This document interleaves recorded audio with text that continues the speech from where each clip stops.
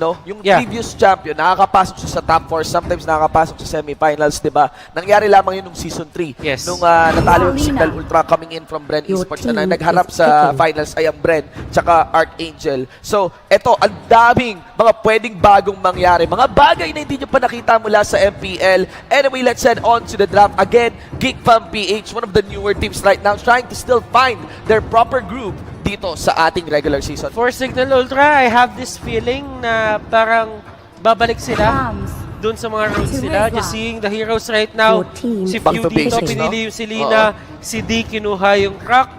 Those are the picks na parang alam mo nang sila yun eh. Napamahal eh, no? Mga dati, lalo na yung si Lina para dito kay Few. And of course, kung hindi siguro nakaban, kung hindi siguro nakaban yung show dito ni D, it might not have been a Grak, no? Baka yung punking sinecure ni D dito. Of course, after the ban ng Signal Ultra dito, which is the X-Borg, also the Kufra, ang pinili naman ng GEEK Fam, not hesitating, not thinking twice on picking up the Kimi, and of course, follow it up with two fighter strategy, which is a Terizla and also the Thams. So, GEEK Fam PH dito, they're actually trying to make the most out of the weakness na pinapakita ng Signal Ultra dito. Because the thing about the meta right now is ang daming utility na mga fighters na ginagamit. Yes, and yes. Alam dito ng GEEK Fam na yun yung nakakatawa sa mga fighters ngayon. Mga fighters, pero ang taas ng utility. Ang taas ng utility talaga nila. Kung iisipin mo, look at the wave clear of these guys. Yung tanking capability. Tanking capability. 90% damage reduction for Terizla. Tapos yung thumbs dito, meron siyang papakulot ng sarili niya. Yeah. So, you can't really say na kapag pumasok sila dito, they will only deal damage. Parang kapag pumasok sila dito, may tank ka na rin nakasama. May frontline na sila, which is a heavy requirement for the Kimi, you know, which is their first pick. Yeah. Signal Ultra dito will go for the Leo Mord. This is new to me. Kasi kung iisipin mo, for the longest time, si Yako ang nakikita natin gumamit ng Leo. Mord, yeah. Right now, sino ang gagamit ng Leo? Eson ba? Probably Eson. It's a possibility na si Eson nga ang umawak niyan. Kasi Tats Lolita yan eh, no? Yeah.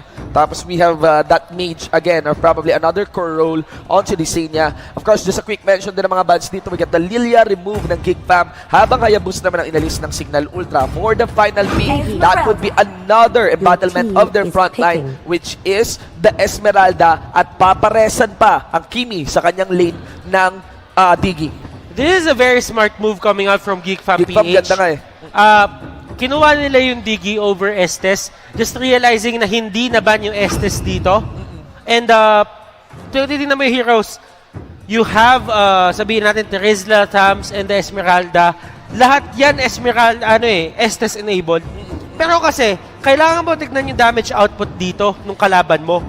Once you have the Leo Mord, kapag ka bumagsak yung buhay mo ng 30%, lahat yun crit. Yeah, hindi kaya habulin ng Estes yun. Estes yun, totoo. So, ang ginawa nila dito... At pag kumpulan kayo, nag-AOE yung crit, nag-AOE yung crit. So, ang ginawa nila dito parang Shinbu, sabi ng GEEK Fam, kung hindi namin kayo kaya talunin sa burst, talunin namin kayo sa isang laban na wala kayong disable at kaya namin kayo laruin. El Clasico nga eh. Not to mention yung lanes din ng Kimi dito. Parang secured na just because there is the Digi. But of course, alam din natin na kaya din naman may Digi. At first hand, alam na natin to, nakita na natin to nung nakaraang mga metas din. May Lolita rin kasi yung kabila talaga. Yes. You know, sige.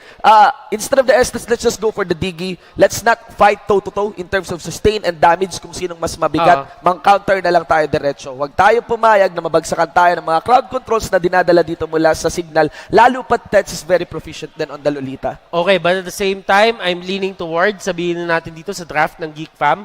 Kasi mas maganda talaga yung pagka-formulate nila. Pero there is also a chance for Signal Ultra to bait out the Time's Journey sa pamamagitan ng Abyssal Arrow. Shinbu, let us go for the team rundown. Here we go. For the side of GEEK Fam PH, going to be Kingpin. On the Kimi, Docben will play the Terizla. Escanor will be the Thams. Curtizy ang gagamit ng Esmeralda, and why not sa kanyang signature na Digi. Meanwhile, on the red side ay ang mga membro ng Signal Ultra. Few here for the Granger D. On to the Black Eson. Para naman sa Leo Mord. Tex here for the Lolita and Disenia on the Selena. Alam mo men, for the longest time si Why Not favorite na favorite niya tong si Digi. Oo. Kahugis ata. Kahugis. Kumbaga, one with the hero. One with the hero. Pero nung The head nagbalik, and hero that shapes together stays stays together. Yun na lang. Not to mention din na nung nagbalik si Wynand on the professional play, di ba? Alam naman natin na pinaka-veteranong player dito ay si Wynand pagdating sa esports, not on Mobile Legends. Diggy, ang una niyang kinapa, pero gera sila kaagad dito, mga kaibigan. And Desanya getting caught out. Desanya dito will be the first blood of the game. Geek Fam dito, ito yung start na hinahanap nila. Get one hero, take down one turret. That is how they play. Ganito laruin ang isang Kimi na lineup. Yes, of course. And of course, the Kimi will also be easily pushing this top lane. Outer turret. Mukhang with the wave clear that they have, they can easily work on that one. Habang may dueling naman na nangyayari dito kay D and Docman. Docman missing on the first kill onto D and just gonna be casting that towards the minion wave in the mid. They are looking really hot right now. Geek Fam PH. Ayaw talaga nila bigyan ng breathing room tong Signal Ultra. They will go to the mid lane. Try to take down another hero. Kapag ka nagawa nila yon, they might just try to go for another turret. Yeah. Yun yung ayaw dito gawin ng Signal Ultra. Kasi kung iisipin mo, in terms of the economy ngayon, syempre yung mga creeps, yung respawn ng mga monsters natin, hindi pa ganun kadami. But at the same time, if you can amplify it with your turrets, mas magiging mabilis yan. Pero why not almost getting caught out? And look at that save! Sobrang bilis. May araw pa tumama dito para sa Esmeralda natin. Hindi na nakapagbigyan ng chance na makakuha at makaregain lang si Docman here. May kunat nga ba? Signal Ultra. Nakakuha ng dalawa. Mabilis yun. Trap si Docman dito. Pasok si Tex. Charge in na. Ista rin si Docman. Why not nag-respawn? Pumisa ang itlog. Dumating kagad si Eson. At tinulak yung digi doon. With the time journey getting proc there, no chance for Geek Fam to contest. And the turtle will go to Signal Ultra. Very nice move coming out from Signal Ultra. Nahuli nila yung dapat ma-pick off nila for the first instances of the fight. But right now, Eson and Escanor having a bit of a fight. Pero sabi ni Eson, mag-back out ako dyan. Wala na akong Phantom Steam. So, parang on the right groove. Hindi lang parang. So far, on the first minute of our game, Signal Ultra here is on the right groove. That is a major team fight wonder though. But look at the gold here. Look at that just because of the domination game na pinakita dito ng Geek Fam onto the top lane side. Kaya pala magpumantay ang gold. Nahuli pa si D doon. And of course, the ultimate will be casted ngayon because there's no chance that he can win that fight. That, magandang move yun galing kay D. Kung papansinin mo yung ginawa niya doon, he knew that he had the wild charge. Pero ang ginawa niya muna, pinilit niya si Docman gumamit ng penalty zone. Ngayon, sabi ni Docman, sige gagamitin ko na. Kung wala siyang wild charge ng mga panahon na yon, makukuha namin yung kill. Pero sabi ni D, nope, may wild charge ako. Sinayang ko ulti, sasayangin mo ulti ko, sinayang ko din ulti mo. Ult for ult, and actually very curious kung sino may mahabang ult dito. Mga kaibigan, Docman without any penalty zone, di rin, na wala namang pang wild charge doon. Hinahabol niya lang itong bato. O, di ba naglalaro lang sila? Di ba trip to Jerusalem? Wala, pareho sila, pareho naman silang bato eh. Pero kasi men, kapag ka may mga ganyan, yung mga ceasefire, yung mga tigil putukan, panalo Signal Ultra eh. Bakit? Kasi meron sila abyssal arrow eh. Ay, oo. Kapag ka more chances of throwing the arrows, more chances of hitting. Para lang yung raffle. Parang raffle nga lang. Parang raffle lang yan. Yapi. Tapos pag nabunot ka, diba, may kasamang tax. Let's see here, Domino Blast kaagad. And of course, biglang binuksan dito. Di ba, why not again time journey? Wala pa rin pa tayo. Mga babadilags kami na 2-man. Ultimate coming in from Docman. Napisa, basaga buko ng Selena dito. Di nag-follow up. It's gonna be the terrace lang. Docman going down pa rin. Geek Fam with a fight here. Double kill locked in by Curl Z. And I think this will be the turtle to be taken in by Geek Fam. Signal Ultra overestimating their damage a bit. Docman dito, yes, the takedown nila, but at the cost of 3 heroes para sa side nila. Again, may damage to si Kingpin. Tsaka si Curtsy. Nakakalibre dito yung Esmeralda tsaka yung Kimi. That is one problem. Baka may maling basa ngayon ang Signal Ultra doon, and that could lead for Geek Fam to actually take nice control of this game. They have a 3K gold lead. 3K gold lead dahil lang yan sa turrets, Shinbu. But right now, si Escanor dito, dahil wala na yung mga first turrets ng lahat ng lanes, he is free to go anywhere. Yun yung tatak ng isang Tamus. Na kapag kabukas na yan, at wala ka nang iniisip na turret, pwede mong gamitin yan as a way na makalabas ka doon sa may mga danger zones. Yeah. And not to mention, hindi ka locked sa isang lane. And now, ganda ng sitwasyon ni paring Stamps here. Escanor has the Bloodlux Axe already available, and on top of that, because of just this 2-1-2 KDL lock in by the Esmeralda, very close na actually building the Feather of Heaven, not to mention available din sa kanyang Calamity Reaper. Lumabas si D, hindi nahagip at naabutan yung turtle dito, naglakad na lang si Dio, napadaan lang yung crack. Kayo naman. Okay, 1-1 na sila sa Turtle, Sa Turtle, dito. Yun yung isa sa mga pinakaayaw mangyari ng Signal Ultra. Just knowing na snowball lineup yung ginagawa dito ng Geek Fam. You can't really afford to give them yung Turtle. Nakuha nila yung una, yung pangalawa. Kamuntikan nila i-contest kasi nandun si D sa isang spot na hindi siya makikita. Pero medyo late yung kanyang pagpasok. Actually, paborito talaga ni D mag-contest ng Turtle ever since nasa habit niya talaga magtago sa may side brush. One of the guys na very mindful and securing this kind of objective momentum there, done in by Eson. Pero ang problema dito, they're totally losing this inner bottom lane turret. Pasok si Curtsy, mga kaibigan. Bottom lane turret gonna be destroyed. And let's the job of the Kimi completed. Layo muna ang mga taga-Signal Ultra. Alam nila na hindi rin sila pwede lumaban. Dokben dito, kinain niya mga kaibigan yung Rhapsody. Huh? Kinain niya yung Rhapsody. Masarap naman ata talaga yan. And Sonata, binato na ni Few dito, but the damage isn't really there. Wild Charge will be there. Pero mahuhuli ni Few. Actually dito si Esmeralda. Pero down yung time journey, they can complete this chase down.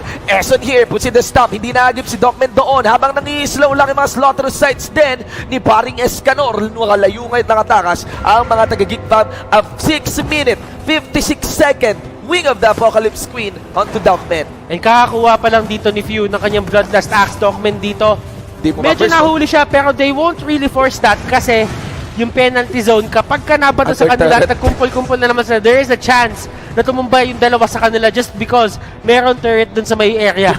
Jubos yun. Oo, talagang mataas yung chance ang dalawa makuha pa dun.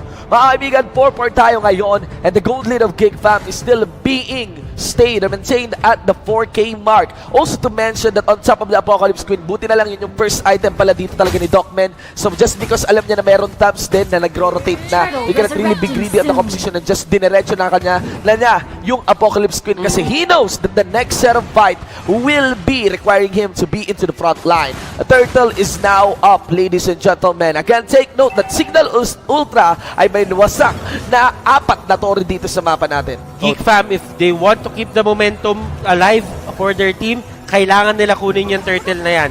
Why not dito nagbabato lang siya ng mga star? Yeah, just mga mababait na tao. Yeah, set stars, no, diba? Yung wala kang giveaway na ginagawa. Hindi mo kailangan manamit ng maikli, pero sinisendan ka ng stars, diba? The audacity, ladies and gentlemen, to send stars. Magic yan.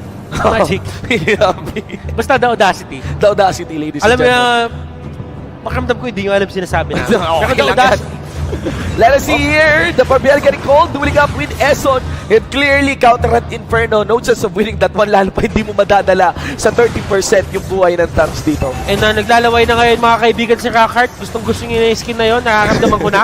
Courtesy dito, umabol, Tets almost mowing down, Flicker will be used. No Luminous Blast Flicker for the next fight. Docben dito, nagkaulian pa, why not mga kaibigan? Just throwing the reverse time. Pero hindi pa rin ma-takedown si D just because D, mataas din yung kanyang level dito. Mataas din yung kanyang level dito. Baring Butters, I do feel na yung Signal Ultra hindi na napagbibigyan ngayon na makalapit sa Geek Fam PH. We need a very nice Luminous Blast. We need a very solid set.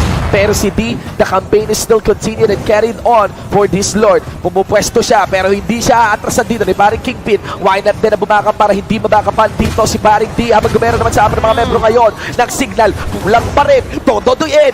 Escanor here na hindi nagpapapansin ng kanyang damage, ladies and gentlemen, as Few getting destroyed. Bonus na lang si Granger at double kill and lock there by Kurt Z. Men, sobrang kunat ni Wynot. Sobrang kunat ni Wynot. Nabuhay siya kay Few. Mas makunat pa siya dun sa manager nila. Ayaw magbigay ng jacket. Ayaw na niya ako ngayon. And that's it, ladies and gentlemen. They will sustain this artillery minion. No one would want to give any rounds away in this MPL. And that is the round win here by Geek Fam PH. And Geek Fam dito, 1 win away from taking the series dito sa Signal Ultra for a 2-0. Remember, this is life or death situation for Signal Ultra. And for Geek Fam, this only means better position.